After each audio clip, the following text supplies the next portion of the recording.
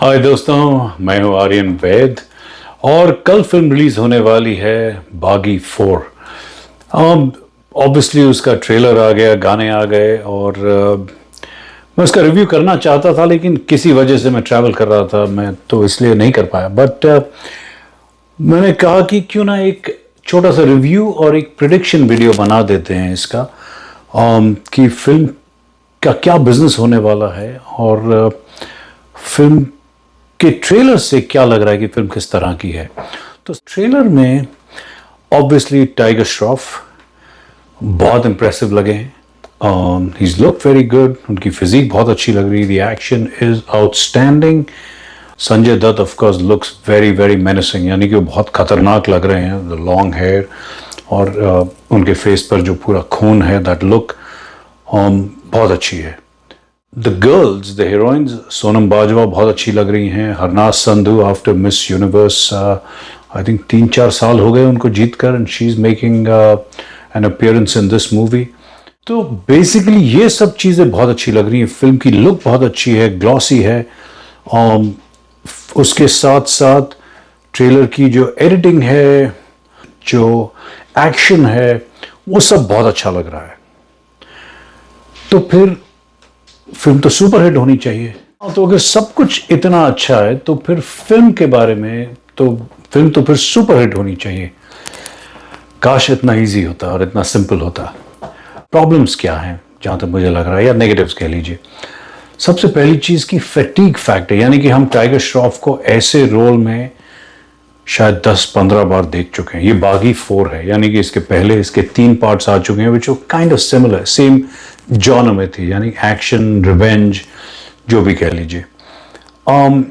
उसके बाद इस फिल्म में कहीं कहीं ऐसा लग रहा है कि थोड़ा बहुत जो एक्शन है, अब मुझे पूरा पता नहीं, एनिमल फिल्म से इंस्पायर्ड लग रहा है। स्पेशली वो एक जो सीक्वेंस है जहां टाइगर श्रॉफ सबके साथ एक्शन कर रहा है और सबने हैट्स पहन रखी हैं और सूट्स पहन रखे हैं, which kind of look very similar to जहां एनिमल फिल्म में उन्होंने सूट्स और मास्क पहने हुए थे।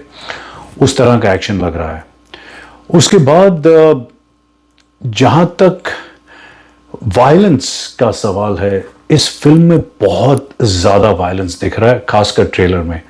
फिल्म में वायलेंस बहुत ज्यादा होने से दो चीजें हो सकती हैं। एक तो अगर ऑडियंस उस इमोशन से कनेक्ट कर जाए कि ये वायलेंस क्यों हो रहा है, अगर उससे कनेक्ट कर जाए, जैसा कि हमने एनिमल फिल्म में देखा, क्योंकि एक बहुत बड़ा कॉज था, वो अपने बाप के लिए रिवेंज ले रहा था, तो लोग उस कॉज के साथ जुड़ गए एंड उसके बाद सारा वायलेंस जस्टिफाइड है। लेकिन अगर लोग उससे नहीं जुड़ पाए, और जो कि अक्सर होता है, इट्स वेरी डिफिकल्ट वो ऑडियंस को अपने उस इमोशन के साथ कनेक्ट करना बहुत डिफिकल्ट है। तो अगर तो इस फिल्म ने वो चीज कर दी तब तो बहुत अच्छा लगेगा। अदरवाइज ये जो वायलेंस है, इसे देखने के लिए सिर्फ जो एक्शन के जो फैंस हैं वही लोग आएंगे। बाकी जो फैमिलीज हैं, औरतें हैं, वो शायद इस तरह का एक्शन नहीं पसंद करेंगे। स्पेशली एक सीक्वेंस है जहाँ संजय दत्त उंगलियां काट रहा है, फिर वो उंगली को किस करता है और फिर उंगली से वो शायद फिंगरप्रिंट लेता है। So those things I don't think कि वो चीजें जो हैं इस फिल्म के फेवर में जाएंगी। Obviously publicity, banner, Sajid Nadiad वाला डायरेक्टिंग, ये सब चीज़ें ऑब्वियसली फिल्म के लिए एक बहुत बड़ी प्लस हैं। बट जैसा मैंने कहा, ओपनिंग क्या रहेगी मेरा प्रिडिक्शन है, I don't foresee a very very strong opening. अगर ये फिल्म अच्छा करती भी है तब भी आई थिंक अगर एक्सपेक्टेशन से आगे जाती है तो मे बी, एंड अगेन मैंने अभी तक इसका बुक माई शो या कहीं पर भी इसकी किसी तरह की एडवांस बुकिंग नहीं देखी है, but just going by the बज, क्योंकि इस फिल्म में ऐसा कुछ नहीं है जो कि पहले हम नहीं देख चुके हैं टाइगर श्रॉफ को करते हुए।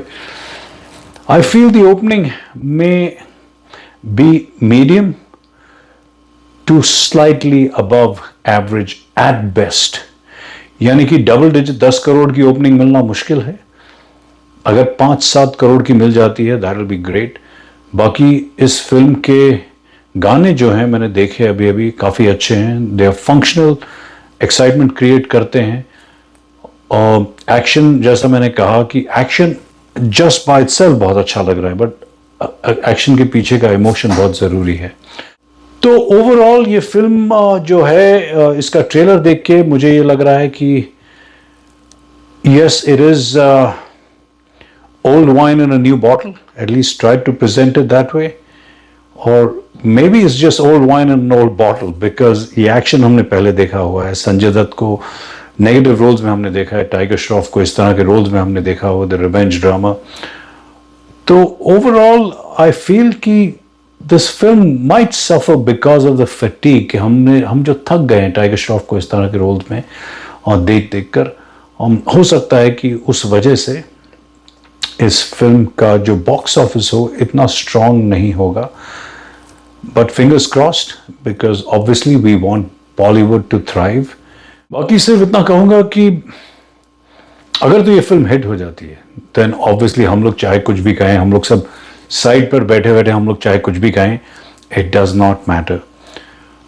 पर आई फील टाइगर श्रॉफ क्योंकि बहुत यूनिक है हमारे पास, बिकॉज उस तरह का एक्शन करने वाले शायद एक विद्युत जामाल हैं, बट अदर देन दैट हमारे पास ऐसा और कोई नहीं है।